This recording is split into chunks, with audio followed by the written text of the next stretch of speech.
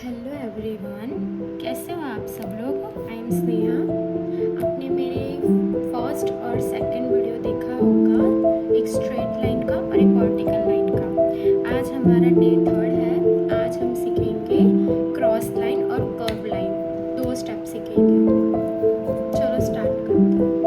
पहले मैंने मेरा कॉन बना लिया है, आप भी अपना कॉन बना लो। अब स्टार्ट करते हैं।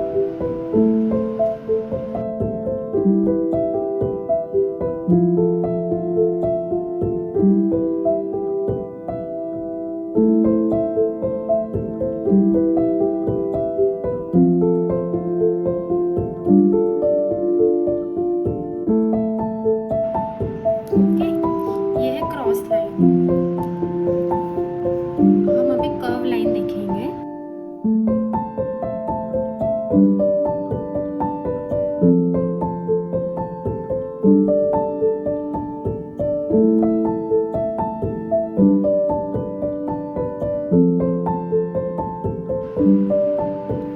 ओके, देखिए और देखिए, क्रॉस लाइन और कर्व लाइन।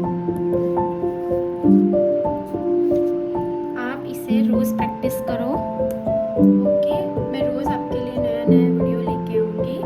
अगर आपको